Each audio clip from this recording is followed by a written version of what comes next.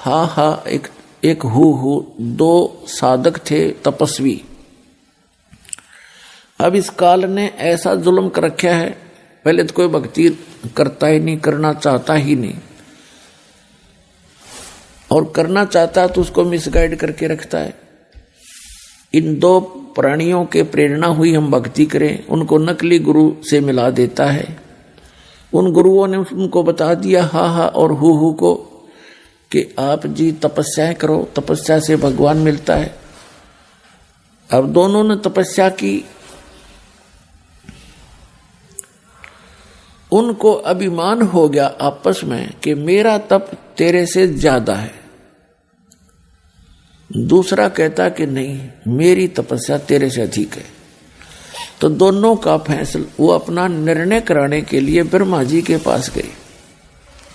मतंग ऋषि जो थे बड़े डिल डोल, बड़े तगड़े, भारा शरीर था उनका।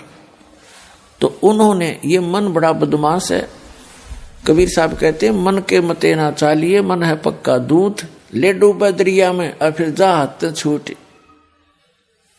उल्टे काम करवा के फंसवा के फिर आप निकल जाता है। तो उन्होंने दोनों ने देखा उस महापुरुष को। मतंग ऋषि पूछा कहाँ है, कि वो सामने बैठे तगड़े थे डुल डुल। एक ने तो मन में सोचा कि बड़ा हाथी सा बैठा भाई, दूसरे ने सोच लिया अच्छा मगरमच्छ शायद महात्मा। तो उन्होंने मतंग ऋषि के पास आकर के कहा, मतंग ऋषि के पास एक सिद्धि थी जो मन की वृत्ति बता देती थी, इसने क्या सोच रखा है। तो मतंग ऋषि मदद करते हैं। जैसे इसमें एक प्रसंग आया है कि लंका तोड़ी, बेलंका तोड़ी और अहि रावण से मारे 10 मस्तक रावण के काटे और विभीषण को राज दिया रे।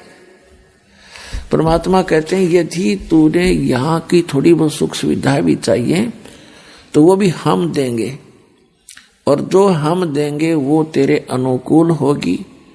और आप अपने प्रयत्न से यहाँ की सुख सुविधाएं प्राप्त करना चाहोगे तो आप गलती पे गलती करोगे, कहीं रिश्वत लोगे, सैकड़ों झूठ बोल के कोई माल बेचोगे, मिलावट करोगे, वो आपके लिए कहर साबित होगा एक दिन। तो ऐसी गलतियां ना करना।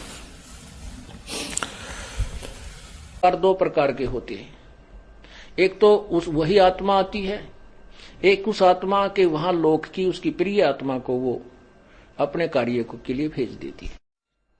तो द्रौपदी उसकी प्रिय आत्माओं में से थी, और वो पहले भी सतयुग त्रेता द्वापर में भी त्रेता में भी जन्म हुए हैं उसके। तो उस समय परमात्मा आए हैं, उनको पहले भी सतभक्ति पर लगाने की चेष्टा की है, पर हम बीच में छोड़ छाड़ जाते हैं। उसी के लिए परमात्मा ने आकर के फिर उस दरिया में एक अंधे महात्मा का रोल किया। उसको पता था कि इसके ऊपर आपत्ति आएगी, काल इसको जरूर सजा देगा, क्योंकि उन आत्माओं को ज्यादा सताने की चेष्टा करता जो कभी परमात्मा के चरणों में रहे, क्योंकि उससे बहुत अक्षुब्ध हो जाता है। लेकिन वो परमात्मा यदि हम सच्चे दिल से उसको पुकार रहे हैं, और दूर होने का कारण दो होते हैं, एक तो गुरुद्रोही होकर हो, उसकी कहीं सुनवाई नहीं होगी। एक वैसे ही अनजानपने में गफलत में रह जावे, ना कर पावे, उसके लिए साथ परमात्मा फिर भी रहता है। लेकिन बिरानवाटी बढ़ गई तो द्रौपदी के उसी जन्म के किए हुए पुण्य का भी मालिक ने प्रतिफल दिला दिया। अब जैसे परमात्मा ने लीला की थी, एक गणिका को एक बेटी थी जो वैसा प्रसिद्ध थी, लेकिन बाद में वो अपने कर्म धर्म को सुधार चुकी थी, प्रभु के चरणों में अधिक लगती थी। क्योंकि जिसने अपने पाप पिछले दिखते हैं वो ज्यादा निकट आता संतों के, और वो नकली भक्तों को सुहाई नहीं। गुरु जी ऐसे नहीं करना चाहिए, गुरु जी ने यहां नहीं बिठानी थी, ये वह लड़की बदनाम है, संगत बदनाम हो जाएगी, आश्रम बदनाम हो जाएगा, ऐसा नहीं करना चाहिए। तो ये शिक्षा जो हम देते हैं गुरु जी के, तो हम दुष्ट आत्मा हैं। संत की क्रिया को यदि हम समझ जाए तो फिर हम मन संत हो गए। फिर यहाँ स्टूडेंट बनकर बैठने की क्या जरूरत है तुम्हारी। पुण्यात्माओं, जो भी आप बुद्धिमान ये हो जाओगे, नहीं हो तो धीरे धीरे परमात्मा बहुत झटके देगा, तो हम तभी वहां पार होंगे। कहते हैं कच्चा हीरा करच हो और नहीं सह घन